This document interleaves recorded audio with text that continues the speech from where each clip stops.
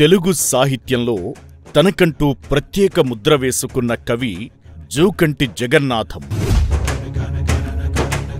18 కవితా సంపుటాలు, 2 కథా సంపుటాలు వెలువరించిన ఆయన రాసిన అనేక వ్యాసాలు పలు దినపత్రికల్లో ప్రచురితమయ్యాయంటే అతిశయోక్తి కాదేమో. వారు రాసిన కథలకు, కవితలకు దాదాపు 14 రాష్ట్రస్థాయి బహుమతులు అందుకున్నారాయన. 2024లో తెలంగాణ రాష్ట్ర ప్రభుత్వం జగన్నాథం సాహిత్య కృషిని గుర్తించి దాశరథి కృష్ణమాచార్య అవార్డును అందజేసింది.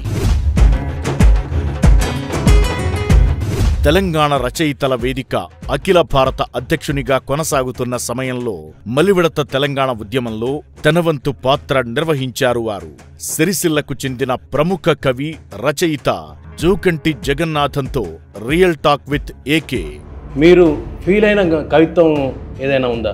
సాహిత్య వాసన లేని కుటుంబాల నుంచి వచ్చి కవిగా కొనసాగడం, కవిగా జీవించడం, కవిగా మరణించడం అనేది మామూలు విషయం కాదని కవిత రాసింది. తెలంగాణ ప్రాంతంలో ఎక్కువగా వలసలు గతంలో భీమండి, బొంబాయి వెళ్ళేవారు. అది చేనేత కార్మికులు ఎక్కువ. జనగామ ప్రాంతంకి వెళ్ళి పద్మశాలి కుటుంబం సిరిసిల్లకు వచ్చి అక్కడ నడవక ఇక్కడికి వెళ్ళి తన కొడుకు చేసిన అప్పుడు తీరక చేసిన ఉద్యోగం మాత్రం సెస్లో.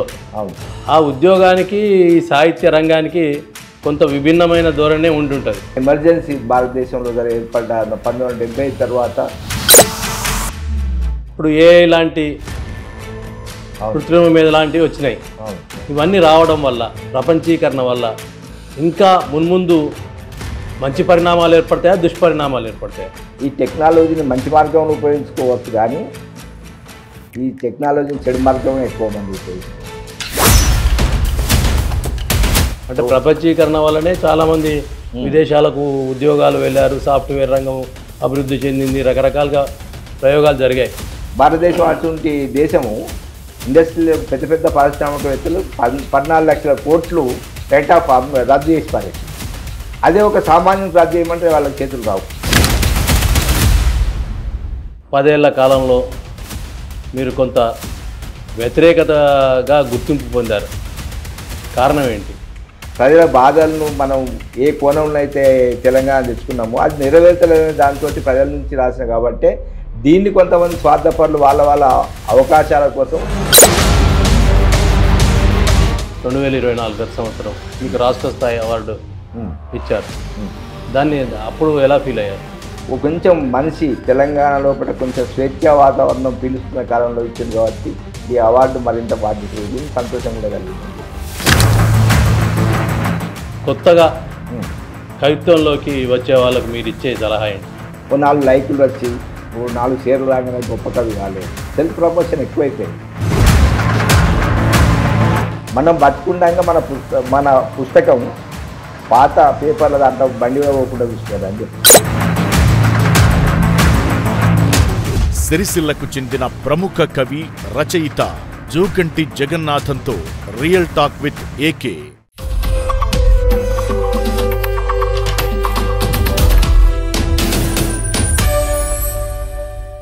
Welcome real talk with AK.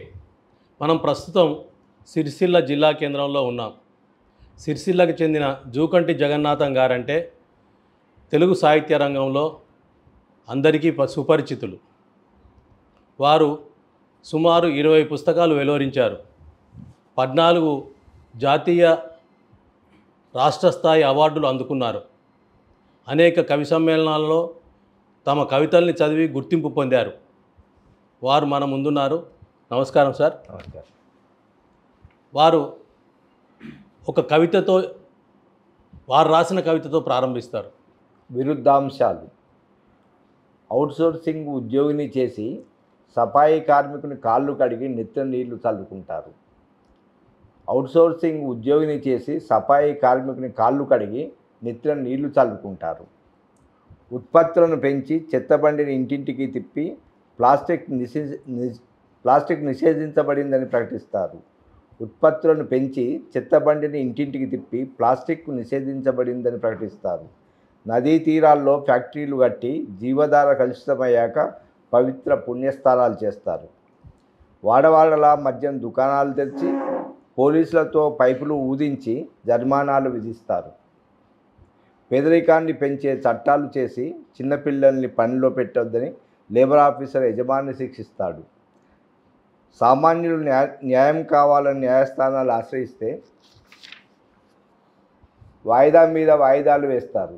రాజకీయ మాన్యుల వ్యాజ్యాలు సత్వరమే తీర్పులు వెలువరిస్తారు. రక్తమంతా ఒక్కటే అని, మానవులంతా సమానమే అని కులాల అంతరాలను పాటిస్తారు. కాంక్షరహిత ధ్యాన యోగులు, కుటుంబం లేని బ్రహ్మచారులు ప్రజాక్షేమం కోరి కాంక్ష రహిత ధ్యానయోగులు, కుటుంబం లేని బ్రహ్మచారులు ప్రజాక్షేమం కోరి నాయకులై పరిపాలిస్తారు. ఔషధ నదుల్ని మురికి కూపాలు చేశాక, గాలిని కాలుష్యంతో నింపాక, వస్తువులతో ఇల్లును దుకాణంగా మార్చాక గాంధీ గారి కళ్ళద్దాల నుంచి స్వచ్ఛ భారత్ కలకంటారు. గాంధీ గారి కళ్ళద్దాల నుంచి స్వచ్ఛ భారత్ కలగంటారు. కవితలన్నీ సామాజిక అంశాలతోనే జోడించబడి ఉంటాయి. విప్లవ భావజాలం చాలా సందర్భాలలో ముందుకొచ్చింది. అలాంటి సందర్భం ఎదురైనప్పుడు, సామాజిక సమస్యలు ఎదురైనప్పుడు దాని మధ్య ఉండే సంఘర్షణనే మీ కవిత్వం అనుకుంటున్నాం. ఆ సంఘర్షణలోంచి వచ్చిన కవిత్వంలోంచి మీరు ఫీల్ అయిన కవిత్వం ఏదైనా ఉందా? అంటే మిమ్మల్ని ఫీల్ చేసిన కవిత్వం. ఆత్మ అనే కవిత బహుశా 11-12 రాసిన, అది పత్రికలు వచ్చింది. అంటే ఒక ఏమీ లేని కుటుంబాలను, సాహిత్య వాసన లేని కుటుంబాల నుంచి వచ్చి కవిగా కొనసాగడం, కవిగా జీవించడం, కవిగా మరణించడం అనేది మామూలు విషయం కాదని ఒక కవిత రాసింది. అట్లనే మన శ్రమాధారిత వలసలు కాబట్టి తెలంగాణ అంతా కూడా మనకు మేధావులు, కవులు, రచయితలు ఇతర దేశాలు తక్కువ దొరుకుతారు. అసలు ఉండరు. నేను భారతదేశం అంతా వెతికినా కూడా దొరకలే. ఒక బాంబేలో కొందరు ఉన్నారు. అది 1948లో పోయిన వాళ్ళు, నిజాం పాలనలో పోయిన వాళ్ళే బాంబేలో సెటిల్ అయిన వాళ్ళు. ఇప్పటి వాళ్ళు ఎవరు లేరు. ఇప్పుడంతా కూడా మన వలసలన్నీ కూడా అరబ్ దేశాలకు, శ్రమ ఆధారిత దేశాలకు పోయినాయి. ఇక్కడ ఏజెంట్ మోసం వల్ల అక్కడ విజిటర్గా పోయి, టూరిస్ట్గా పోయి 6 నెలల తర్వాత వాడు ఆ అడ్రస్ లేకుండా అయిపోతే దాన్ని కల్లి వెళ్ళి అంటారు. ఆ కల్లి వెళ్ళి అని ఒక కవిత రాసిన.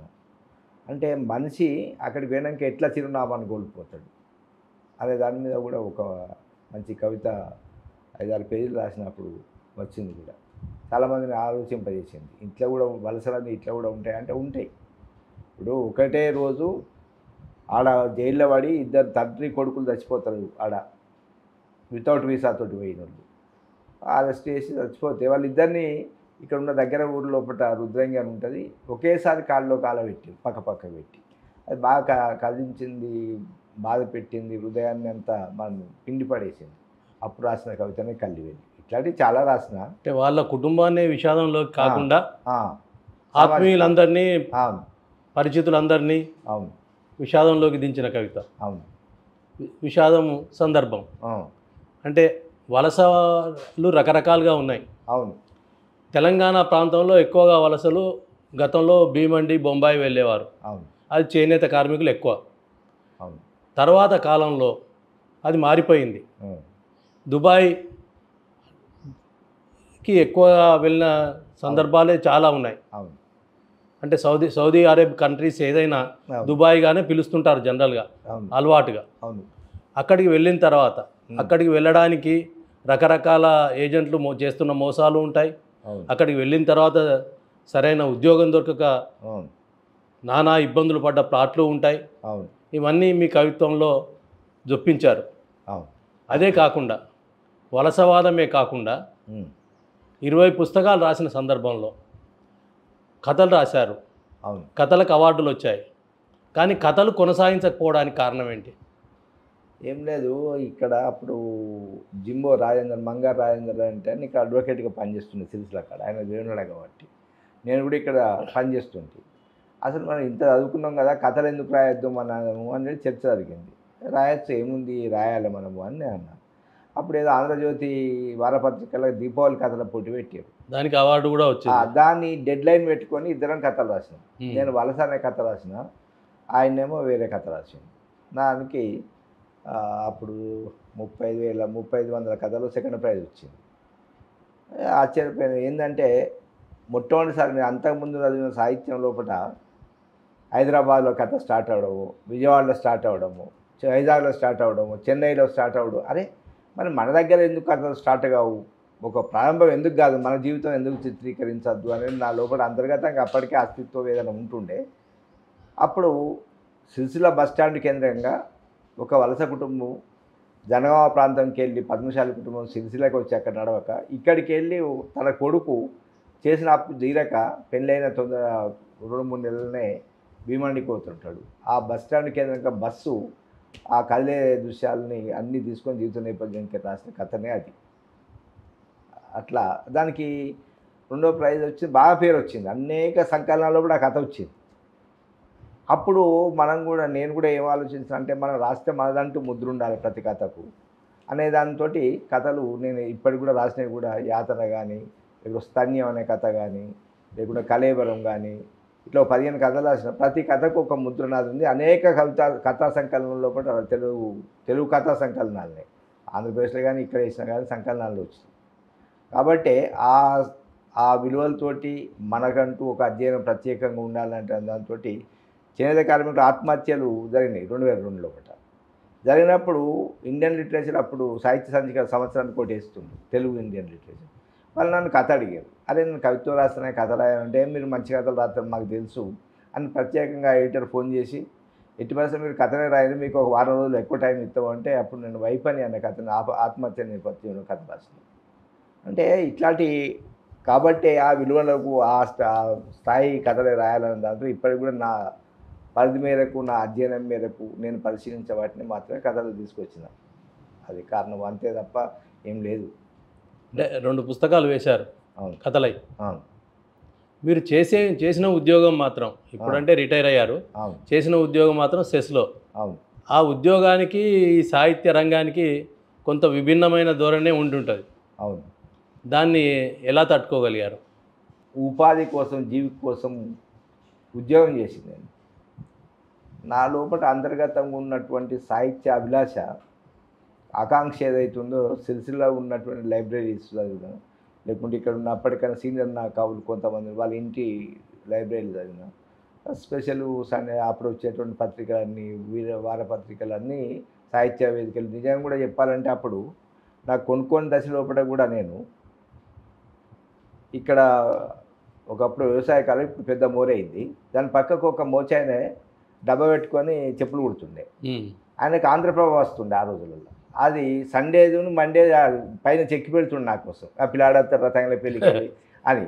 అట్లా నేను చదువుకున్నాను. ఇంకోటి బ్రదర్స్ టైలర్ అని ఒకటి ఉండే, ఆ టైలర్ షాప్లో కూడా ఆంధ్రజ్యోతి వస్తుండే. అప్పుడు విజయవాడకి వెళ్ళి ప్రింట్ అవుతుంది కాబట్టి నా కోసం దాచి పెడుతుంది, నేను చదువుకునేదాన్ని. అట్లా క్రమక్రమంగా నాకు తెలిసినటువంటి జీవితం 1910 నుంచి దాదాపు అన్ని కథలు కానీ, సాహిత్యం నవళ్ళు కానీ, శ్రీశ్రీ కానీ, ఇంకా వీళ్ళందరినీ రావిశాస్త్రి, కాళీపట్నం రామారావు అందరినీ చదివినా కాబట్టి 86కి వచ్చే వరకు కథ సాహిత్యం చదివినాం, నవల సాహిత్యం చివరికి మిగిలేదు, అవన్నీ చదివినాం. కాబట్టి దాంతోపాటు ఈక్వాలిటీ కవిత్వం కూడా చదివినాం. కాబట్టి వాటి అన్ని ప్రభావాలతో నుంచి బయటపడి అంతకుముందు ఏదేదో రాసినప్పుడు కూడా ఎమర్జెన్సీ భారతదేశంలో ఏర్పడ్డ 1970 తర్వాత ఈ దేశపు మేధావులకు, ఆలోచన పనులకు, కవులు రచయితలకు ఒక కొత్త చూపు వచ్చింది. నా నేపథ్యం నుంచే నేను ఒక ప్రత్యేకమైన దృష్టికోణంతో ఇప్పటి వరకు రాసుకుంటూ వస్తున్నాను. తర్వాత ప్రపంచీకరణ నేపథ్యంలో కూడా మొదట స్పందించి కవిత్వం రాసిన వారు. అవును. ప్రపంచీకరణ ఇంకా కొనసాగుతూనే ఉంది. అవును. ఇంకా అనేక రకాల మార్పులతో, అవును, అనేక రకాల ఒత్తిళ్లతో, అనేక రకాల ఒత్తిళ్లను కలిగిస్తూ వస్తుంది. ఇప్పుడు ఇలాంటి కృత్రిమ మీద లాంటివి వచ్చినాయి. అవును. ఇవన్నీ రావడం వల్ల, ప్రపంచీకరణ వల్ల ఇంకా మున్ముందు మంచి పరిణామాలు ఏర్పడతాయా, దుష్పరిణామాలు ఏర్పడతాయా? భారతదేశం విపరీతమైన ఆర్థిక సంక్షోభం ఎదుర్కొంటున్న కాలంలో పివి నరసింహరావు ప్రధానమంత్రి అయినప్పుడు మన్మోహన్ సింగ్ అప్పటి వరకు వరల్డ్ బ్యాంక్లో పనిచేస్తున్నోడిని తీసుకొచ్చి ఆర్థిక మంత్రిని చేస్తే ఆయనకున్నటువంటి ఆలోచన శక్తితోటి ఇంటర్నేషనల్ మార్కెట్కు భారతదేశం యొక్క మార్కెట్ అనుసంధానం చేసింది. దానివల్ల ఏం జరిగింది అంటే మనందరికీ తెలిసిన విషయమే. మన రోడ్లు మంచిగా కాలే కానీ జపాన్ హీరో ఉండాలి వచ్చినాయి, చాలామంది చనిపోయారు. ఆ రోడ్లు మంచిగా లేవు, విపరీత స్పీడ్ ఉంటుండే వెహికల్కు, చనిపోయారు చాలామంది.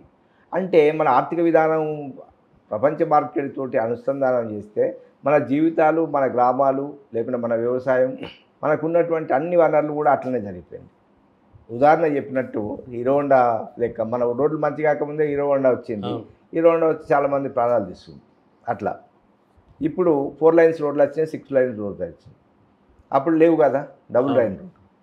ఆ కాలం లోపల అంటే అప్పటి పరిస్థితి లోపల అది కావచ్చు, కానీ ఆ విధానాలు ఏ ప్రభుత్వాలు మారనే కాక, ఎక్కడ ప్రాంతీయ పార్టీలు కానీ జాతీయ పార్టీలు కానీ, కాంగ్రెస్ ప్రభుత్వం ఉండని వేరే బీజేపీ ప్రభుత్వం ఎవరైనా ఆ విధానాలు కొనసాగించాల్సిన పరిస్థితి ఒక అనివార్యత ఏర్పడ్డది. ఒకసారి జనరల్ అగ్రిమెంటు ఇంటలెక్చువల్ ప్రాపర్టీస్ లోపల సంతకం వేసినాక ప్రపంచ మార్కెట్ లోపల ప్రాపర్టీ రైట్స్ అనేది మేధావి హక్కులని వచ్చినాయి. ఉదాహరణ మీకు తెలుసో తెలియదో కానీ, అంతకుముందు బస్సు స్టీరింగ్ కానీ, లారీ స్టీరింగ్ కానీ, కార్ స్టీరింగ్ కానీ దాన్ని ఒక 5-6 సార్లు దింపవలసి వచ్చు. ఎప్పుడైతే పవర్ స్టీరింగ్ వచ్చిందో ఈజీ అయిపోయింది. ఇప్పుడు స్టీరింగ్ ఇట్లా అంటేనే వాళ్ళు తిరిగిపోతాయి. ఆ పవర్ స్టీరింగ్ కనుగొన్నాడు ఒకనొక మెకానికే ప్రపంచంలో. ఆ మెకానిక్ వాడికి విపరీతమైన ప్రాపర్టీ రైట్స్ వాడు ఎన్రోల్ చేసుకున్నాడు, కొన్ని కోట్ల రూపాయలు వచ్చేసినాయి. అంటే ప్రపంచ మార్కెట్ లోపల ఎవడి తెలివితేటలు ఉన్నాయో అని కాదు, కానీ ఎవడు ఆధిపత్య ధోరణి ఉంటుందో ప్రపంచంలో కూడా, ఎవడైతే పైన ఉంటాడో వాని యొక్క ఫోర్స్ తప్పనిసరి ఉంటుంది. మనం అనుకుంటాం మన స్వతంత్రం అనుకుంటాం, కానీ మన రాష్ట్ర ప్రభుత్వం చేసిన అప్పులు వేరే ఉంటాయి, కేంద్ర ప్రభుత్వం చేసిన అప్పులు వేరు, మన అప్పులు వేరు ఉంటాయి. ఇన్ని అప్పులు మనం చూసి చేసిందే. ప్రభుత్వాలు కూడా మన జనాభాను మనం చూసి వేస్తుంది తప్ప ఇంకెక్కడికలో వేయరు.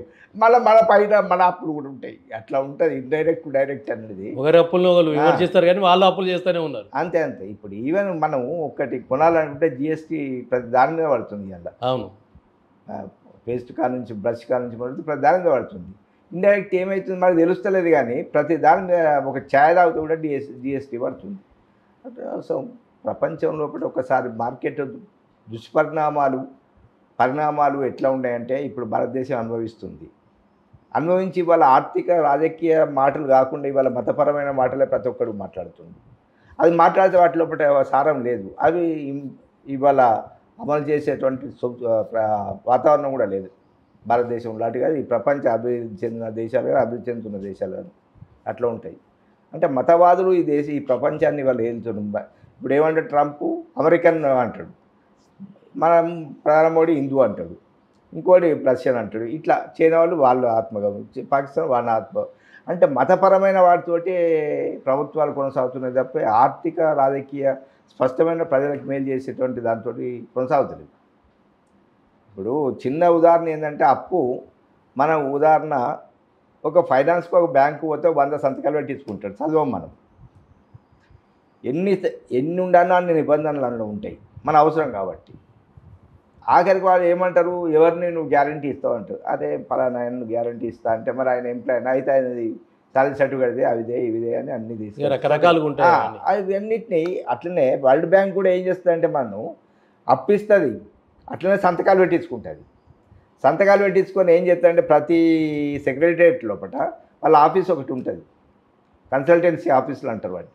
వాళ్ళు ఏం చేస్తారంటే మన బడ్జెట్ ఉందనుకో, ఆదాయం ఎక్కడ ఉంది, సపోజ్ మన ఎల్ఐసి ఉంది, 35,000 కోట్లు డివిడెండ్ ఇస్తుంది ప్లస్ కేంద్ర ప్రభుత్వానికి. మన స్టేట్ బ్యాంక్ ఆఫ్ ఇండియా ఉంది, కొన్ని వేల కోట్లు ఇస్తుంది.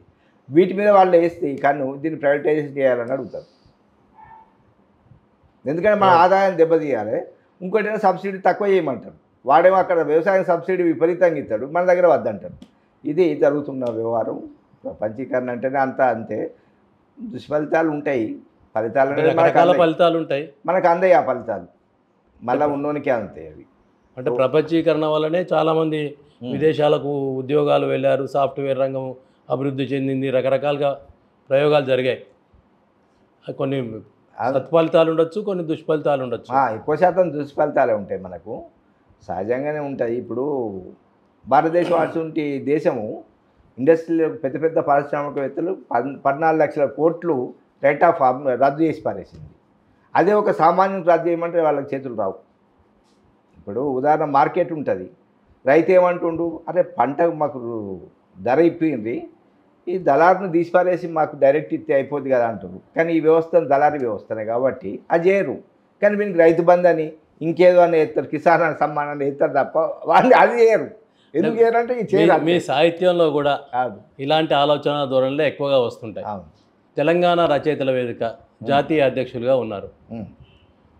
తెలంగాణ నుంచి ఇతర రాష్ట్రాలకు విస్తరించిన దశలు ఏమేంటి అవి? నేను 2007లో తెలంగాణ రచయితల వేదిక అధ్యక్షునిగా రాష్ట్ర అధ్యక్షునిగా 12 దాకా పనిచేసిన. రిటైర్మెంట్ 13 ఉంది కాబట్టి మాకు పెన్షన్ సహకార రంగంలో పనిచేసి ఉండదు కాబట్టి ఇక నాతోటి కాదని నేను స్వచ్ఛందంగా తప్పుకున్నాను. దాని తర్వాత అందరూ మీరు ఉండాలంటే దానికి ఎందుకే అన్నారు. నేను అఖిల భారత తెలంగాణ రచయితల వేదిక అధ్యక్షుని అయినాక ప్రపంచవ్యాప్తంగా నాకున్నటువంటి మిత్రులతోటి వాళ్ళతో అడిగితే అసలు తక్కువ ఉన్నారు. ఒకరో ఇప్పుడు ఉదాహరణ నారాయణ స్వామి, అప్సరు, రవి వీరెల్లి, వీళ్ళు ఒక 3-4 కనబడతారు మనకు అమెరికాలో, మన వాళ్ళు తెలంగాణకి వెళ్ళి. అదే భీమండ్ బాంబేలో కొందరు ఉన్నారు. ఎక్కడ లేరు. ఎందుకు లేరు అని బాగా ఆలోచిస్తే మన అన్నీ కూడా లేబర్ అంటే శ్రమాధారిక వలసలు కాబట్టి, ఇంటలెక్చువల్ వలసలుగా ఉన్నారు కాబట్టి మన కౌలు రచయితలు ఇతర దేశాలు కాబట్టి దాన్ని మనం పని చేద్దామంటే కూడా పని చేయడానికి వీల్లేదట, పరిమితంగా ఉంది. నేను ఒక వ్యాసం కూడా జ్యోతిలో రాసిన అప్పట్లో. ఇది పెద్ద అవసరం లేదు ఈ అఖిల భారత తెలంగాణ, ఎందుకంటే మన వాళ్ళు లేరు ఎక్కడ, మనం ఏం విస్తరించడం కాదంటే ఇక్కడ నుంచే మనం విస్తరించాలంటే అనువాదాలు చేయించుకోవాలి, కథలు పుస్తకాలు వేయాలి తప్ప ఇంకో మార్గం లేదని చెప్పాను. అట్లా సుమారు 14 అవార్డులు పొందారు. గత సంవత్సరం రాష్ట్ర స్థాయి అవార్డు కూడా అందిపుచ్చుకున్నారు. ఈ సంవత్సరం కొలకలూరి ఇనాక్ భగీరథ అవార్డు అందుకున్నారు. ఇలా అవార్డులు అందుకున్న సందర్భాలలో మీకు నచ్చిన అవార్డు, గొప్పగా భావించిన అవార్డు ఏంటి? 77-78 లోపల నేను ఇక్కడ నిజాం వెంకటేశ్వర సార్ అని ఎలక్ట్రిసిటీ బోర్డులో పనిచేస్తుంటే బాగా సాహిత్యం చదువుతుండే. అవును. ఆ సారు పరిచయం అయినప్పుడు నాకు నూతలపాటి గంగాధరం చీకటిలోంచి విజయవాడ మన మద్రాస్ డాల్టన్ ప్రెస్లో ప్రింట్ అయ్యి బాబు బొమ్మలతో వచ్చే పుస్తకం ఇచ్చింది. దాని తర్వాత నెక్స్ట్ ఇయర్ వచ్చినటువంటి వెలుతురులోకి ఆయన పుస్తకమే నూతలపాటి గంగాధరం వచ్చింది. ఆ 2 పుస్తకాలు చదివిన తర్వాత 2000 సంవత్సరం లోపల నాకు తిరుపతి నూతలపాటి గంగాధరం అవార్డు ఇచ్చినప్పుడు బాగా సంతోషం కలిగింది. కానీ ప్రతి అవార్డు కూడా సంతోషం కాదు, కానీ ప్రతి అవార్డును కూడా నేను బాధ్యతనే సమాజం పట్ల మన బాధ్యతను నిబద్ధతను మరింత పెంచిందనే భావిస్తాను. ఇక సంతోషం కలుగుడు అవన్నీ తాత్కాలికమైన విషయాలు, కానీ బాధ్యత మాత్రం ఆయా రచనల మీద ఉంటుంది. దానివల్ల తెలంగాణ రాష్ట్రం ఏర్పడ్డ తర్వాత రకరకాల పరిస్థితులు ఉత్పన్నమైనాయి. 10 ఏళ్ల కాలంలో మీరు కొంత వ్యతిరేకతగా గుర్తింపు పొందారు. కారణం ఏంటి? అంటే వ్యతిరేకలేమేం కాదు. ఇప్పుడు వ్యతిరేకత విషయంలో కూడా చెప్తా. వ్యతిరేకత విషయంలో కూడా ఇక్కడే మనం కూర్చున్నప్పుడు ఇక్కడ కేసీఆర్ కూడా తెలంగాణ ఉద్యోగ 11 ఉన్నాయి ఇక్కడికి వచ్చింది. మా ఇంటికి వస్తా అంటే మా ఇల్లు చిన్నగా ఉంది వద్దు అన్న, అందరినీ బయట ఉంచుతాన్నా, ఒక నీళ్ళలో తాగిపోతానే అని వచ్చి 2 గంటల సేపు కూర్చొని మాట్లాడిపోయిండు. ఇక్కడికే కేటీఆర్ వచ్చిండు, అందరూ వచ్చిండు. నాకు వ్యక్తిగతమైనది ఏం లేదు. ప్రజల పక్షం వహించి ప్రజల బాధలను మనం ఏ కోణంలో అయితే తెలంగాణ తెచ్చుకున్నామో అది నెరవేర్తలేని దాంతో ప్రజల నుంచి రాసిన కాబట్టి దీన్ని కొంతమంది స్వార్థపరులు వాళ్ళ అవకాశాల కోసం ఈ జూకండి జగన్నాథం ప్రభుత్వానికి వ్యతిరేకం అనే ముద్రేసిన తప్ప ఏంటంటే ఎప్పుడు కానీ అప్పుడు కానీ నేను ప్రజల వైపు నుంచి రాస్తా కాబట్టి ఏ ప్రభుత్వాలు అంటూ ఉండదు కాక దానికి వ్యతిరేకత అనేది కొంతమంది ఆపాదిస్తారు. దాన్ని నేను పాజిటివ్గానే స్వీకరించేది తప్ప వ్యతిరేకంగా స్వీకరించలేదు. కాంగ్రెస్ ప్రభుత్వం వచ్చాక 2024 గత సంవత్సరం మీకు రాష్ట్ర స్థాయి అవార్డు ఇచ్చారు. దాన్ని అప్పుడు ఎలా ఫీల్ అయ్యారు? ఒకటి మాత్రం చెప్పగలుగుతా, ఆ రోజు రవీంద్ర భారతిలో కూడా ఇదే విషయం చెప్పిన. గత 10 సంవత్సరాల లోపల ఈ అవార్డు ఇస్తే నాకు డిస్క్వాలిఫై అనర్హత అనుకుంటున్నాను. కొంచెం మనిషి తెలంగాణ లోపల కొంచెం స్వేచ్ఛా వాతావరణం పీలుస్తున్న కాలంలో ఇచ్చింది కాబట్టి ఈ అవార్డు మరింత బాధ్యత కలిగింది, సంతోషం కూడా కలిగిందని చెప్పిన. ఎందుకంటే అంతకుముందు ఉన్నటువంటి 10 ఏళ్ళలో ఉన్న నిర్బంధం, కౌలు రచయితలను వేదియేసుడు ఇట్లాంటివి చేసారు కదా, ధర్నా చౌక్ని ఎత్తేసారు వాళ్ళే. అవును, అట్లాంటివి ఎన్నో చేసారు. ఇప్పుడు అది చేసారు కాబట్టి మనము ఏమనుకున్నామో అది కాలేదు, నెరవేరలేదు. అది నెరవేరలేదు కాబట్టి మన ప్రజల నుంచి రిప్రజెంట్ చేసి ఏది రాసినా, వ్యాసం రాసినా, కథ రాసినా, కవిత్వం రాసినా కొంతమంది స్వార్థపరులు ప్రభుత్వం దగ్గర ఉన్న వాళ్ళు ఈయన జగన్నాథం జూకండి జగన్నాథం ప్రభుత్వానికి వ్యతిరేకం అని రాసుకున్నారు. కానీ దానికి మనం చేసేది ఏంటి?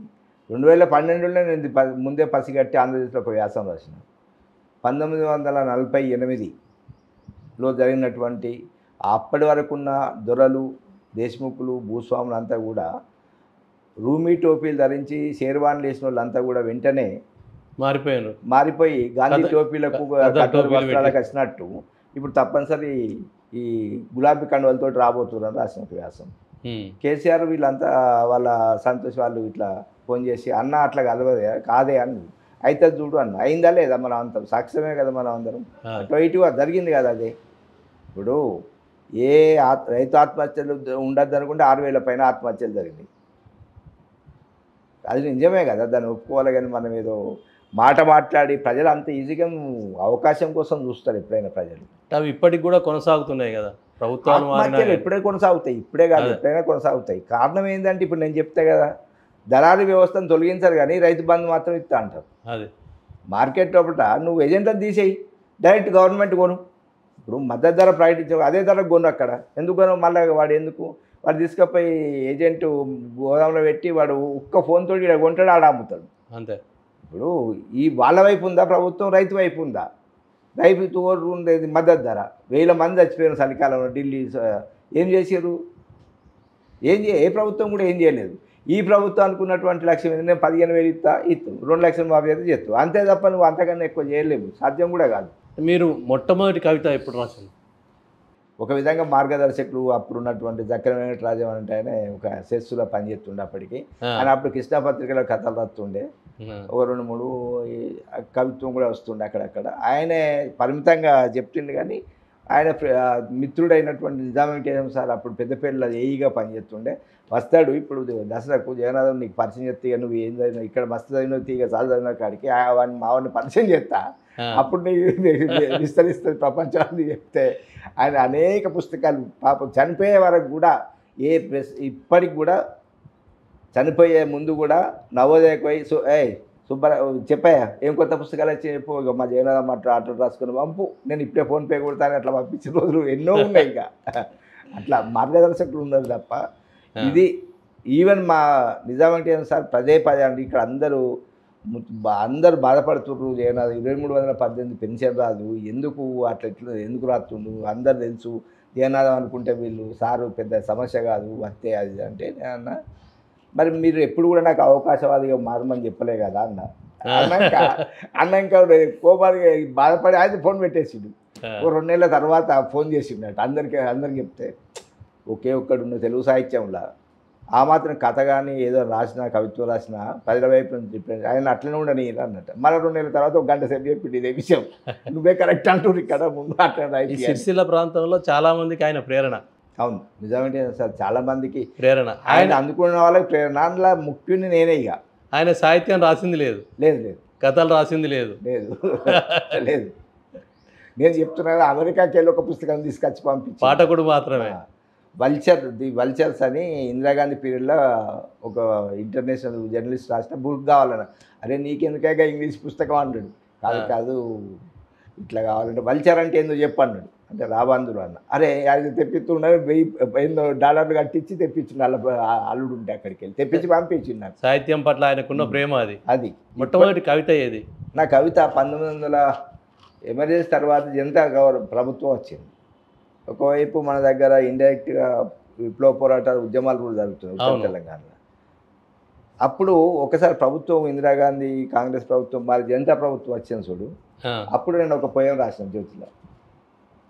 అది జ్యోతి 8 పేజీలు వేసారు అప్పుడు ఆంధ్రజ్యోతి వారపత్రికలో వెంటనే. అది మొదటి కవిత.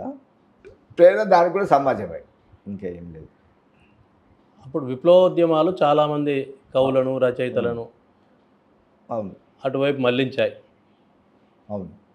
మీరు ఆ ఉద్యమాల ప్రేరణతో పొందిన సాహిత్యం రాసినప్పుడు ఎలా ఫీల్ అయ్యారు? ప్రజలకు మరింత దగ్గరగా అయ్యాను అనుకున్నారా? అంటే ప్రజలకు దగ్గర వాళ్ళది. ఇప్పుడు నాకు అనేక ఒత్తిళ్ళు కూడా ఉండేది నిజం కూడా, నేను అందరికీ తెలుసు. కానీ ఎవరు కూడా నేను వ్యక్తిగతంగా నాకు తెలియదు, వాళ్ళు తెలియదు వ్యక్తిగతంగా. అందరికీ నేను తెలుసు లోపల పనిచేస్తున్నా కానీ సీనియర్ వ్యక్తిగతంగా తెలియాల్సిన అవసరం లేదు కానీ ఆ ఉద్యమ ప్రభావం చాలా మంది పైపడ్డారు. అయితే వాళ్ళు అది ఇంత బాగా రాస్తాడు కదా ఆ వివి లాంటి వాళ్ళు కూడా చెప్పంపారు విరసంలో చేరమని. అంటే అన్న విరసంలో నాతో కాదు, నా పరిమితి వేరే, నాకున్న జీవితం వేరు అని. అంటే ఉన్న కమ్మను ఇంత బాగా కవిత్వం రాస్తుండు కదా అంటే ఒక 2 నెలలు 3 నెలలు ఉన్నా చూసిన అక్కడి వాతావరణం చూసినాక ఒకటే కార్డు రాసిన, ఒకటే ముక్క. నాకు దాని పట్ల గౌరవ ప్రేమ ఉన్నప్పటికీ కూడా విరసంలో సాహిత్యం కన్నా రాజకీయాలు ఎక్కువ ఉన్నాయి కాబట్టి నేను రిజైన్ చేస్తున్నాను రాసిన. ఇమ్మడలేకపోయాను అని ఒక కార్డు ముక్క రాస్తే వాళ్ళంతా ఫోన్ చేసి అది ఒక్కటి ఉపసంహరించుకోయారు రిజైన్ ఉండకుంటామనే కానీ అని అన్నాడు. ఏం ఇష్టం ఏమన్నా చేసుకోవాలని. ఎందుకంటే మన గౌరవం ప్రేమ ఉంది కానీ రాజకీయాలే డామినేట్ చేస్తుంటే కష్టం కదా రాయలేదు. అవును అట్లా అందుకోసం 2-3 నెలలనే బయట వచ్చేసింది అందుకే. మీరు 20 పుస్తకాలు వేశారు, అందులో బాగా గుర్తింపు తెచ్చిన పుస్తకం ఏంటి? ప్రతి సందర్భంలో ఒక ప్రత్యేకత ఉంది ఒక్కొక్క పుస్తకానికి. నేను 1975 తర్వాత రాస్తున్నప్పటికీ కూడా 85 వరకు నేను రాసినటువంటి అన్ని పత్రికలు వచ్చే కవిత్వాన్ని నేను తేలేకపోయినా నాకు ఉన్నటువంటి పరిమితమైన ఆర్థిక వనరుల వల్ల. కానీ 86 నుంచి 90 వరకు రాసినటువంటి అన్ని పత్రికలు వచ్చే కవిత్వాన్ని పాతాళ గారి పేరు మీద రాసిన. మొట్టమొదటిసారి అస్తిత్వం మీద రాసినటువంటి కవిత్వం, మన విలువలు ఎక్కడ ఉన్నాయి, ఆ విలువలు ఎందుకు మునిగిపోయినాయి, వాటిని ఎట్లా పట్టి తీయాలనే పేరుతో పాతాళ గారి పేరు మీద రాసిన. దానికి ముందు మాట కూడా నేను రాసుకున్నాను. ఎటువంటి పరిస్థితుల్లో కూడా మనం కవిగా అవచ్చు, ఎట్లా కొనసాగుతున్నాం, దానికి ఏంది కారణం, ఆవిష్కరణ పేరు మీద నేను రాసుకున్నాను. అందులో కూడా చాలా కవితలు ఉంటాయి. పాతాళ గారి కాదు, ఒక ఊరు ఎట్లా దుఃఖిస్తుంది, ఒక పోలీస్ జీప్ వచ్చి వెళ్ళడానికి ఎట్లా ఉంటుంది అనేదాన్ని కూడా రాసుకున్నాను. 94 95 దానికి సినాన్ రెడ్డి అవార్డు కూడా ఇచ్చారు కరీంనగర్ వాళ్ళు. ఆ రోజుల్లో పెద్ద అవార్డు అది, ఇది పాతాళ గారి. అంటే ఇట్లా ప్రతి సందర్భం. ఇప్పుడు దాని తర్వాత 96లో నేను ఇండియా ప్రైవేట్ లిమిటెడ్ రాసిన. అప్పుడు నా మిత్రుడు నల్గొండ భాస్కర్ ఆత్మీయ మిత్రుడు, అదే ఇంత పేరు పెట్టకు మంచిగా లేదు, ఇంత ఏమన్నా కాదు ఇక్కడ అంటే, ఏమన్నా కానీ ఇండియా ప్రైవేట్ అయింది, ప్రైవేట్ అయింది అయిపోయింది అన్న. ఎందుకు అయిపోయింది అని కూడా అన్నోళ్ళు ఉన్నారు. అంటే 51% ఈక్విటీని ప్రపంచ ఇతర వ్యాపారస్తులను ఎప్పుడైతే రిజల్యూషన్ చేసి షేరు ఇచ్చిర్రో 51 మనం వాళ్ళ పెత్తనమే నడుస్తుంది, దేశంలో అదే జరుగుతుంది అన్న. మన గట్టి మీద ఉన్నటువంటి వేప చెట్టు పేటెంట్ పోతుంది అని చెప్పినాం, వ్యవసాయం పోతుంది అని చెప్పినాం. అప్పుడు చెప్తున్నా, ఇండియా ప్రైవేట్ లిమిటెడ్ అనే పోయంలో 26 జనవరి గణతంత్ర దినోత్సవం జరిగింది అన్నాక చివర్లో ఒక 2 వాక్యాలు రాసిన. ఈ కార్యక్రమాన్ని ప్రాయోజితం చేసింది ఫ్యాక్టర్ అండ్ గ్యాంబుల్ గ్లాక్సో అని అన్నారు చివర్లో పోయంలో. ఆ ప్రాయోజితం స్పాన్సర్ చేసుకోవడం అప్పటి నుంచే మొదలైంది. వాడు భారతదేశం యొక్క గణతంత్ర దినోత్సవం 15th ఆగస్ట్ అయితే దాన్ని ఎవడో ఒకటి స్పాన్సర్ చేయాల్సింది, వాడు స్పాన్సర్ చేయాల్సిన పరిస్థితి దుస్థితి వచ్చింది. కాబట్టి అప్పుడే నేను ఇండియా ప్రైవేట్ లిమిటెడ్ రాస్తే, అరే ఎంత సీరియస్ రాదా పేరు పెట్టకు అంటాడు. ఏం కాదన్న, ఏమైంది ఏమి కాదు. దాని తర్వాత జీవితం యొక్క విస్తృతమైనటువంటి అన్ని కోణాలు రాయాలి కదా మనం, ఎక్కడో చాలా ఉండద్దు కవి అనేవాడు అనే దాంతో విభిన్నమైనటువంటి అనేక కోణాలను గంగడోల్ అనే పుస్తకాన్ని తీసుకొచ్చిన. దాని తర్వాత భారతదేశాన్ని వాస్కోడిగామా అనుకున్నాడు కానీ తిరిగి మళ్ళీ మనం డిస్కవర్ చేసుకోవాల్సిన అవసరం లేదు. వాస్కోడిగామా.com అని రాసిన, ఒకరోజు 10 గేయాలు రాసిన, చాలా రాసిన. తల్లి కొంగు అనేది రాసిన, ఇవి ఎట్లా పోతారు తల్లి దీర్ఘ కవితలు కూడా రాసిన. ఒకరోజు 10 గేయాలు, చౌరస్తా, శక్తి, ఇట్లా లేకుంటే 10 ఎపిసోడ్స్. ఏది కిల్లారి భూకంపం జరిగినాక నేను భాస్కర్ ఇంకో మిత్రుడు కలిసి కార్ తీసుకొని ఇక్కడ నీళ్ళ డబ్బా పెట్టుకొని పోయి ఆడ చూసి వచ్చినాం. అందులో ఇద్దరు, భాస్కర్కి మరాఠీ వస్తుంది, మా నల్గొండ భాస్కర్కి, ఇంకో మిత్రుడు కూడా మరాఠీ. వాళ్ళు అడుగుడు నేను వినుడు. వచ్చినాక ఒక 10 ఎపిసోడ్స్ అని కవిత రాసిన. ఆ ప్రభావంతో ఆ కిలారి దీర్ఘ కవితనా? అది కాదు, దీర్ఘ కవితనే. దానికి ఏమని ఉంటుంది, ప్రతి ఊరికి కిల్లారి మీకు స్వాగతం చెప్తుందని ఊరు పోయి ఉంటుంది. లోపల అన్ని సిద్ధాలే ఉన్నాయి, శవాలే ఉన్నాయి. అరే దీని ఇట్లాంటి కనబడుతుంటాడు. ప్రతి ఊరుకు ఒక బోర్డు పెట్టి ఈయన గిల్లు చచ్చిపోయారని పేర్లు ఉంటుండే అక్కడ. అంతే బాధ అనిపిస్తుంది. ఇప్పుడు మేము పోలీసు వాళ్ళం పైకి ఇట్లా మట్టి దిబ్బలు ఆడ ఎట్లుంటే మన ఇళ్ళ లెక్క ఉండయి, బండలు పైన పలిసి సౌడు మట్టి పోతారు. కాబట్టి ఒక్కసారి చిన్న కదలేదంగా ఆయన బండలు మొత్తం పడతాయి, కూలి మొత్తం చచ్చిపోయారు. మట్టి దిబ్బలు మన 2-3 అంతస్తులు ఎత్తుంటే అది దిగి అక్కడ శవాలు ఉన్నాయి దూరంగానే చూస్తానికి పోతే పోలీసు వాళ్ళు బాగా సీరియస్గా వార్నింగ్ ఇచ్చారు మాకు అప్పుడు. అంటే ఏం జరుగుతుంది 10 ఎపిసోడ్ల లోపల ఏం జరిగింది అనే దాన్ని రాసినప్పుడు ఓ సందర్భం ఉంటుంది అప్పుడప్పుడు. మనం కవిత్వం రాయడం ఒక ఎత్తు, సాహిత్య సంస్థ నిర్వహణ మరో ఎత్తు. అవును. ఆ అనుభవాలు ఏంటి? నిజం కూడా నేను సాహిత్యం పట్లనే కవిత్వం రాసుకుంటే నాకు చాలా ఇష్టం. కాదంటే అప్పటికి నేను తెలంగాణ కోణంలో కూడా చాలా కవిత్వం రాసిన కాబట్టి అప్పటికి నాకన్నా పూర్వాధ్యక్షుడు ఎవరైతే ఉన్నారో ఆయన 7-8 ఏళ్ళ నుంచి పనిచేస్తుండే కదా, ఇంత బాగా రాస్తున్నావు అని కరీంనగర్ నా మిత్రులు చాలామంది ఉంటే అప్పుడు వాళ్ళు ఒక రోజు ఆఫీస్కి వచ్చారు, ఈసారి నువ్వే ఉండాలని. నాకు ఎక్కడికి వెళ్తుంది, నేను రాసుకుంటాను, నాకు వద్దు. నందిని సిద్ధారెడ్డి తర్వాత అదే ఆ పూర్వాధ్యక్షుని తర్వాత అంటే వాళ్ళు అసలు వినలేదు. మీరు బట్టిగా వచ్చాడు కూర్చొని మేమే చూసుకుంటాం అన్నది. మరి నన్ను మాత్రం ఇబ్బంది చేయొద్దంటే ఆయనతో వాళ్ళే ఒకళ్ళు ప్రపోజ్ చేశారు, వాళ్ళు బలపరిచారు. ఈవెన్ ఆ సభలో కూడా సిద్ధారెడ్డి కూడా ఆయన్ని కూడా ప్రపోజ్ చేశారు, బలపరిచారు. ఎన్నికల దాకా వద్దనుకున్నారు. మళ్ళీ సిద్ధారెడ్డి ఏం ఆలోచించుకున్నాడు, ఆయన విడ్రా అయిపోయింది. ఆయన విడ్రా అయిపోతే ఏకగ్రీవం అయిపోయింది. అంతే తప్ప ఇది ఆయిస్తంగా వచ్చింది ఏం కాదు. లేకుంటే ఎవరో ఇడిచిపెడితే నేను పదవి తీసుకున్నది కూడా కాదు. అది సరే, ఎవరి ప్రచారాలు వాళ్ళు చేసుకుంటారు, నాకు సంబంధం లేదు. కానీ అంటే అట్లా జరిగింది.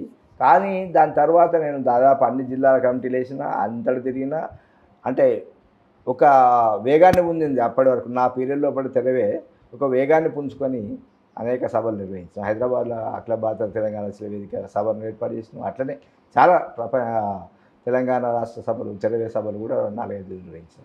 మీకు నచ్చిన సభలు ఏంటి? అందులో నచ్చిన సభలు దాదాపు తెలంగాణ కోణం ఉన్నాయి కాబట్టి అన్నీ కూడా నచ్చుతాయి. అన్నీ కూడా నచ్చాయి. బాగా శ్రమతో కూడుకున్న విషయము. అప్పుడున్నటువంటి ఒక పత్రిక లోపల సోయి అనే పత్రిక అంతకుముందు వస్తుండే. దాని తర్వాత నేను అధ్యక్షుడిగా నేను ఒక 3-4 సంచికలు చేసినప్పుడు ఒకసారి అందులో ఎడిటోరియల్ రాయాలి మీరు అని అప్పుడు ప్రింటింగ్ ప్రెస్ ఆ పత్రిక బాధ్యతలు చెప్పారు. సర్లే అని రాసిన. ఏం రాయాలని అప్పుడు చెప్పిన ఒకటే మాట, తెలంగాణ రచయితల వేదకు తెలంగాణ వచ్చేదాకా ఎంతైతే పని ఉంటుందో తెలంగాణ వచ్చిన తర్వాత రెట్టింపు పని ఉంటుంది అన్నారు. కొంతమంది ప్రబుద్ధులు అన్నారు కూడా నన్ను, ఇక తెలంగాణ వచ్చింది కదా ఇంకేం దాన్ని క్లోజ్ చేయమని కూడా ఇన్నోళ్ళు ఉన్నారు కొందరు. నేను ఏమన్నా ఒక వాక్యం ఉంది చదువుకోవాలి కావాల్సి ఉంటే అని చెప్పాను. తెలంగాణ వచ్చిన తర్వాత ఎంత అయితే పని ఉంటే వచ్చే వరకు, తెలంగాణ వచ్చిన తర్వాత తెలంగాణ వచ్చిన వేదకు అంత రెట్టింపు పని ఉంటుంది అన్న. ఇప్పుడు నిజంగా కూడా పని ఉంది అని చెప్పిన. కొందరు అన్నారు, ప్రభుత్వ పక్షం పాలకపక్షం వాళ్ళు అడిగినట్టు కూడా కొందరిని, నన్ను అడగలే కానీ నా మిత్రులను అడిగితే ఆయన క్లోజ్ చేయడం రెట్టింపు పని ఉంటుందంటే అట్లనే ఉంది మరి ఇప్పుడు అని చెప్పింది. అట్లా ఆ రెట్టింపు పని అక్కడే అట్లే మిగిలిపోయింది. జరుగుతుంది కదా, ఏదో ఒక మేరకు జరుగుతుంది, జరుగుతలేదు అనటానికి వీల్లేదు. జరగకుండా నేను ఎందుకు రాస్తా? అనివార్యంగా నేను కథలు రాసుకుని కవిత్వం రాసుకుని నిశ్శబ్దం మౌనం వహిస్తుంది. మనిషి మంచి లక్ష్యం, మేధావి లక్ష్యం. అనుకున్న తరహాలో రెట్టింపు పని జరుగుతుందని భావిస్తున్నారు? అనుకున్న తరహాల కాదు, ఆశించిన తరహా కూడా కాదు. ఆశించిన తరహా లోపల జరుగుతుందా అంటే ఉద్యమంలో ఉన్నప్పుడు ఆకాంక్షలు చాలా ఉంటాయి. ఇప్పుడు నేను ఉద్యమంలో ఉన్నప్పుడు ఆకాంక్షలు ఉన్నాయి, అవి ఎట్లా చల్లారిపోయినాయి, ఒక కుటుంబం కోసం ఎట్లా పనిచేసినాయి, తెలంగాణ ఏం అప్పులపాలైంది, ఎందుకైంది మీ అందరికీ, నాకు తెలుసు, అందరికీ తెలుసు, మీ అందరికీ తెలుసు. నేను మాట్లాడుతున్నాను, మీరు అందరూ మాట్లాడతలేదు. మనిషి కవి రచయిత మేధావి పని ఏంటంటే విషువును, ఒక సమస్యను ప్రచురిత పని. ప్రభుత్వం చూసి తీసుకొస్తాము, వాళ్ళు పని చేయకుండా వాళ్ళే పోతారు ఎన్నడొకనాడు. అంతే తప్ప మనం అంతకన్నా ఎక్కువ మనం విధానపరమైన, ఇప్పుడు అసెంబ్లీలో చేసేటువంటి చట్టాలు వేరే కదా. ఇప్పుడు ఒక అధికార పక్షంకి వెళ్ళి ప్రతిపక్షం రాగానే అన్ని ప్రశ్నించడే కరెక్ట్ కాదు కదా. మొన్ననే లేటెస్ట్ వ్యాసం రాసిన. అసలు నిజం కూడా అధికార పక్షము ప్రతిపక్షం కాగానే అసలు ఇవేనా వీళ్ళ పనులు అంటే అసలు మేధావులు ముక్కు మీద వేలేసుకుంటారు, అపహాస్యం అవుతుంది ప్రజాస్వామ్యం అనిపించింది. నిర్మాణాత్మకంగా చెప్పండి, నువ్వు అది నువ్వు ఇది ఇవ్వలేదు, నువ్వు అదన్నవి, అది కాదు కదా. ఎందుకు కారణం అసలు నువ్వేందో సలహాలు చూసండి. ఇప్పుడు మనం ఉన్నప్పుడు ఒక మాట, మనం పోయినాక ఒక మాట ఉండద్దు కదా. తెలంగాణ బాధ్యుడైతే, ఈ సమాజం పట్ల నిజంగా బాధ్యత ఉంటే అట్లా చేయాలి. కానీ ఇవాళకు కూడా ఆ ప్రభుత్వ పార్టీలకు ఒక బీసీ రాడు, ఒక ఎస్సీ ఎందుకు రాడంటే కారణం ఉంటుంది, దానికి తప్పనిసరి కారణం ఉంది. దాని వెనుక కారణం ఏముందంటే ఆస్తులు ఉన్నాయి ఆ పార్టీకి. ఒక 1300 కోట్ల డిపాజిట్లు ఉన్నాయి, ఒక విమానం ఉంది, ఒక హెలికాప్టర్ ఉంది. ఇవన్నీ ఇంకో అనుకోవాలని ఎందుకు చూస్తుంది ఆ కుటుంబం? ఎవరు ఆ కుటుంబంలో ఉండాలి. బీసీకి ఎస్సీలో పెడితే ఉంటుందా వారి చేతిలో? అట్లా అందుకోసం ఇయ్యరు. ఎంత డిమాండ్ ఉన్న ప్రజలు కాదు, అది మా ఇష్టం. నా ఇష్టం, నేను ఇష్టం ఎట్లా ఉన్నా చేసుకుంటా పో, నా పార్టీ అంటారు అట్లా. దాన్ని ఏం చేస్తాం మనం? రాయగలుగుతాం.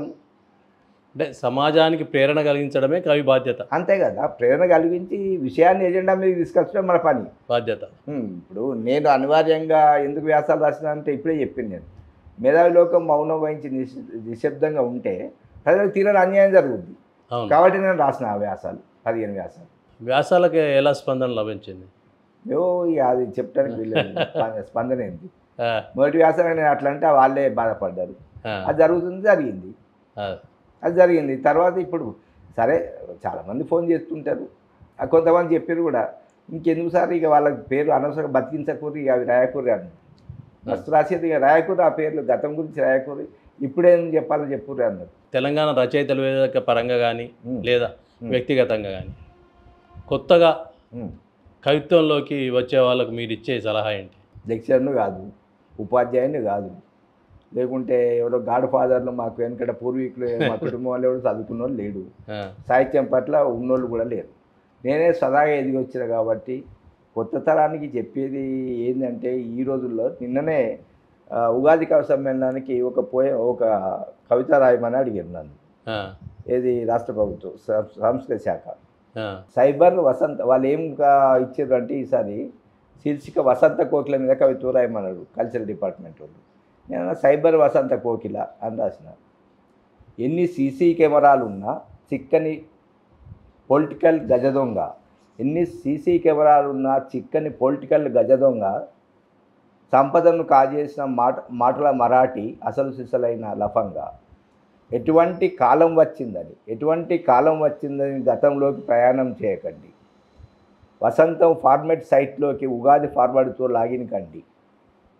గూగుల్ బాటలో ఊరును వెతుక్కుంటున్న కండున్న గుడ్డోన్ని, నగరంలో ఇంగ్లీషు నాలుక లేని మాట్లాడరాని ఎడ్డోన్ని, తల్లి నుంచి బిడ్డను వేరు చేసినట్టు గోసగోసలో చూస్తున్న ఊరు ఉసురు తీరు గురించి నేను ఇవాళ మాట్లాడుతున్నాను. శతగాత్రమైన గ్రామాలు, గరళాన్ని మింగుతున్న పొలాలు, అయితే అనావృష్టి కాకుంటే అతివృష్టి. మా ఊరు కాటగలిసిపోయింది, లొకేషన్ పెట్టి గూగుల్ కండతో వెతికిన నగరంలో చిరునామా వెలిసిపోయింది. నగరంలో అనేక గ్రామాలు కలుస్తున్నాయి, మా ఊరు కూడా అట్లా కాటగలిసిపోయింది, దొరుకుతలేదు ఇక్కడ. ఎటు చూస్తే అటు కలుపు మొక్కల్లా సెల్ టవర్లు, పక్షులకు సిగ్నల్స్ దస్తూరితో రాసిచ్చిన డయింగ్ డిక్లరేషన్లు. ఇది వగలమారి కన్నీళ్ళ ఆపతి మొక్కు, ఇది ఎన్నాళ్ళైనా తుమ్మితే ఊడే ముక్కు. ఎవరిని కడుపు కిందికి వాడు తోడుకునే పందికొక్కు, పెనం మించి పొయ్యిలో పడ్డ సామాన్యుని బతుకు రందే దిక్కు. గ్రాఫిక్స్లో చిగురించే వసంత గానాలు, గూగుల్లో గొంతెత్తే కోకిల గానాలు. గ్రాఫిక్స్లో చిగురించే వసంత వనాలు, గూగుల్లో గొంతెత్తి పాడే కోకిల గానాలు. వసంతాల సంతోషాన్ని వెంటబట్టుకురాని చోట విదూషిక కవి కోకిల ఏఐ పాడుతుంది పాట ఇచ్చోట. ఈ కవిత నచ్చితే షేర్ చేయండి, లైక్ చేయండి, సబ్స్క్రైబ్ చేయండి, గంట కొట్టండి. అంటే మనకనే వెనుకకు ఆర్టిఫిషియల్ ఇంటెలిజెన్స్, జలపాతాలు, మామిడి చెట్లు, కోకిల వస్తుంది అదే సార్ ఇక్కడ ఉంది అంటుంది వాళ్ళు. అంటే ఇది జరుగుతుంది. ఇప్పుడు మనం వసంత కోకిలాలు చదివిన వరకు ఎవరు నవ్వుతాడు, కోకిల కనబడతలేవు, వీడే వసంతం అంటాడు. అందుకోసం విదూషిక కవి అన్న, కవి అంటాడు, ఇవాళ విదూష కూడా అయిపోయింది. అంటే మనము మన బాధ్యతను ఇంత అదిగా రాయకుంటే, ఇన్ని చూస్తున్నప్పుడు అప్డేట్గా ఉండకుంటే కష్టం. అవును. ఒక మిత్రుడు జూనియర్ బాగా మొన్నమాట, ఇంత అప్డేట్ మాకు కూడా రాయరా సార్, ఎట్లా రాస్తున్నారు మీరు ఇంత అప్డేట్ ఈ వయసులో కూడా మాతోటి పట్టు పడుతున్నారు అంటే, ఏ లేదా మీతో ఇక్కడ పట్టు, అబ్బో మీరు ఇది రాసుడు మాతో, మేము ఏదో వసంత గీతం అంటే అదే రాసినాం అంటే, మీరేమో వసంత కోకిల అనుకుంటే కమలాసన్ శ్రీదేవి సినిమా అనుకుంటారు ఇంకా అన్న. అంటే కవి సామాజిక బాధ్యత ఎప్పుడూ ఉంటుంది, గుర్తించాలి. అది మనం కొత్త తరం కవులకు చెప్పాలంటే ఈ కవిత ఒక ఉదాహరణ. ఓ 4 లైకులు వచ్చి ఓ 4 షేర్లు రాగానే గొప్ప కవి కాలేడు. సెల్ఫ్ ప్రమోషన్ ఎక్కువైపోయింది ఇప్పుడు. సెల్ఫ్ ప్రమోషన్ ఎక్కువైపోయింది. స్వలాభం. ఇప్పుడు నిన్న ఒక మాట మీద మనం మాట్లాడినాం, ఇవాళ వాడు ఉండడు ఆ మాటకు వ్యతిరేకంగా మాట్లాడుతుంది. దీన్ని స్థిరత్వం లేదు, స్థిరత్వం లేదు. ఇప్పుడు ఒక సిద్ధాంతం, ఒక అభిప్రాయం ఉంటే దాన్ని మనం చివరిదాకా మన తల మోసింది. ఇప్పటి వాళ్ళు ఆ వారసత్వాన్ని కొనసాగిస్తారు. నిన్ననే అంటే కదా నువ్వు అది కరెక్ట్ కాదని అంటే నిన్నటి ముచ్చట ఇవ్వాలి వేరే అంటాడు వాళ్ళు. అదే కవిత్వంలో, సాహిత్యంలో అన్నిట్లలో ప్రతిబింబిస్తుంది ఇవాళ. ఇప్పుడు మన కన్నం కట్టున్న వాళ్ళే అట్లా మార్చి పారేస్తుంది. ఇప్పుడు వాట్సాప్ గ్రూపులు, అవును, రకరకాల గ్రూపులు వచ్చేసినాయి. ఇప్పుడు అవును, టెక్నాలజీ పెరగడం వల్ల కవులు పెరిగినరు. వాళ్ళు ఏం రాస్తుండ్రో, వాళ్ళు ఏం చేస్తుండ్రో కూడా గందరగోళ పరిస్థితులు కూడా ఏర్పడుతున్నాయి. ఉంది. అంటే మంచి కవిత్వం కూడా అదే స్థాయిలో వస్తుంది. ఈ తరానికి చెప్పేది ఏముంటుంది కానీ నేను గంత అది కాదు. కానీ నేను ముందే చెప్పినట్టు నాకు పెద్ద ఏం లేదు. కానీ ఒకటి మాత్రం చెప్పచ్చు, అధ్యయనం చాలా అవసరం ఈ తరానికి. ఇప్పుడు మనం ఒక కవిత్వం ఎత్తుగడ, కొనసాగింపు, ముగింపు అనేది ఎట్లా ఉంటుంది అనేది ఈ తరం నేర్చుకోవాలంటే కనీసం 70 చదువు. చెత్తంతా చదివి మంచిగా ఎదుర్కొన్న మన తరం. ఇప్పుడు మంచి ఏమైనా చెప్తా అంటే కూడా అది కూడా చదువుతలేదు. ఇప్పుడు ఎవరిది వాళ్ళు సెల్ఫ్ ప్రమోషన్ చేసుకొని వాడొకటి పెట్టుకొని అందుకే రాస్తే ఏమవుతుంది? అంత సెల్ఫ్ ప్రమోషన్ వీడి మీద రాయి, వాడి మీద రాయి, వీడి మీద వేసుకుంటారు, చేస్తుంటారు. గ్రూపులు కొనసాగుతుంటాయి. అవి ఎప్పుడు ఉండవు. ఎప్పుడు రెండు వర్గాలు ఎప్పుడు ఉంటున్నాయి సమాజం లోపల. కవులు కానీ, సాహిత్యంలో మేధావులు కానీ, వాడు ప్రభుత్వం వైపు, వాడు ప్రజల వైపు ఉంటాడు. అది కొనసాగుతుంటుంది అంతర్గతంగా. దాన్ని డివైడ్ చేయడానికి ఈ కొత్త తరమే చేయాలి. కానీ ఆ రాజకీయాలు లేని సమాజము, రాజకీయాలు లేనటువంటి పొలిటికల్ బ్యాక్గ్రౌండ్ లేనటువంటి కవిత్వము, కళలు ఉంటాయని నేను నమ్మతలేను. తప్పనిసరి వాటి వెనుక ఉంటాయి. నాకు తోసింది రాస్తాయి వాళ్ళ కవిత్వం అనుకుంటే అంతే ఉంటుంది వాళ్ళు. కానీ దాని వెనుక ఒక మూల సూత్రం ఉంటుంది. ఆర్థికమైన విషయాలు ఉంటాయి, రాజకీయమైన విషయాలు ఉంటాయి అనే దాన్ని మనం గమనించి అటువైపు అధ్యయనం, సామాజిక, ఆర్థిక, రాజకీయ కోణాలను కూడా అధ్యయనం చేయాలి. ఆ పుస్తకాలను అధ్యయనం చేసి ఆ నేపథ్యంకి వెళ్ళి కవిత్వం, మన కనీసం విరసం నుంచి అన్న కవిత్వాన్ని అధ్యయనం చేస్తే ఈ తరానికి శక్తివంతమైనటువంటి పుష్టికరమైన సాహిత్యాన్ని, కవిత్వాన్ని అందించగలుగుతారు ఇప్పటి తరం. తప్ప తన దూసిందే రాసిందే అనుకుంటే ఇక అంతే ఉంటుంది. ఎప్పటికీ ఉంటాడు. లేకపోతే పాతదాన్ని మళ్ళీ రిపీట్ చేసినట్టుగా కృషి శాస్త్రి లోకంలోకి వెళ్ళిపోవాలి. ఇప్పుడు నాకేంది నవ్వుతే నాకేంది, నేను అట్లా చేయాలంటే చేసుకో అన్నట్టు. ఎవడు ఇప్పుడు సెల్ఫ్ ప్రమోషన్ నేను రాసుకుంటా, నేను రాసుకో, నువ్వు ఎవరు చూస్తాడు? ఇప్పుడు ఉదాహరణ నేను ఫేస్బుక్ చూడ నాకు ఏదో ఇప్పటికి 1000 ఫ్రెండ్స్ రిక్వెస్ట్ ఉంటాయి, పెద్ద పెద్దలు. అయినా నేను కన్ఫర్మ్ చేయ. ఎందుకు చేయాలంటే నేను చూడా. ఇప్పుడు ఇప్పటికే వాట్సాప్లో ఎవరైనా మనసుంటే మిత్రుల ముఖ్యులే చూస్తుంది తప్ప మిగతా కూడా చూడలేదు. మన సమయం అంతా వేస్ట్. దాన్ని ఏం చేస్తుంది దాంతో? మనసుంటే మిత్రులు చూస్తే ఏమన్నా ఉందా? అవసరం ఉంటేనే పంపుతారు కదా వీళ్ళు అనుకొని చూస్తుంటారు. మనము ఈ టెక్నాలజీని మంచి మార్గంలో ఉపయోగించుకోవచ్చు, కానీ ఈ టెక్నాలజీని చెడు మార్గం ఎక్కువ మంది ఉపయోగిస్తారు. నీ చేతుల్లో ఉంటుంది రిమోట్, అంతే, చేతుల్లో ఉంది నీ రిమోట్. కానీ నువ్వు చూడాలా చూడద్దో నీ ఇష్టం ఆ చిత్రాన్ని. కానీ నువ్వు చెడులు చూసినంత ఆకర్షించినంత మంచి ఆకర్షించదు. కాబట్టి రిమోట్ నీ చేతులున్నా నువ్వేం చేయలేవు. బతుకుల్ని శాసించే పరిస్థితి అది. రిమోట్ నీ చేతుల్లో రిమోట్ పెడతాడు. కానీ నీకున్నటువంటి అసలు రిమోట్ వాన్ దగ్గర ఉంటుంది, మన దగ్గర రిమోట్ ఉన్నట్టు అనిపిస్తుంది. రిమోట్ ఉంటుంది, మన మెదడు ప్రేరణ అంతా వాందే ఉంటుంది, లాగేసుకుంటాడు మెదడు. ఇప్పుడేం చూస్తున్నది అది.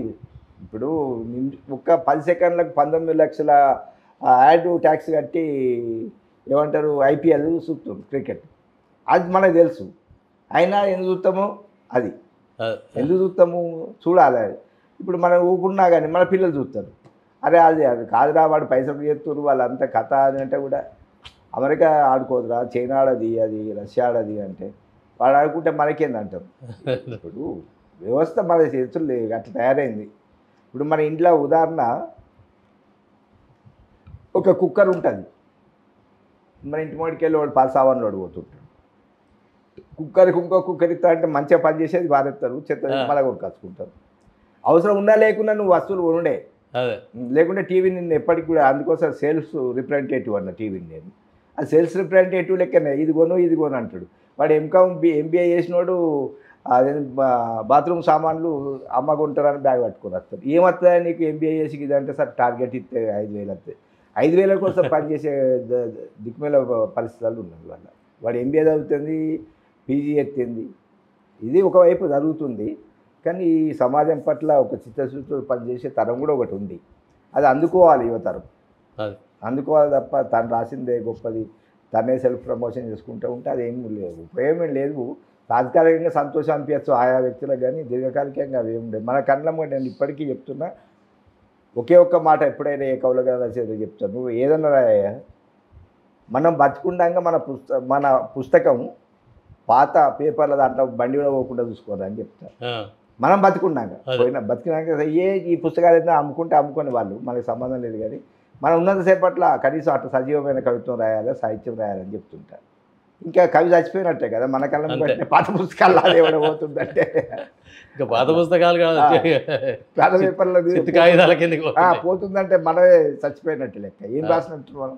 అట్లా జూకంటి జగన్నాథం గారు కవుల సామాజిక బాధ్యత గురించి వివరించారు. కవుల సామాజిక బాధ్యతతో మెలగాల్సిన అవసరాన్ని గుర్తింపజేశారు. వారికి వందనాలు తెలుపుతూ త్వరలో మరో ప్రముఖునితో మీ ముందుకు రానున్నాం. Real talk with AK.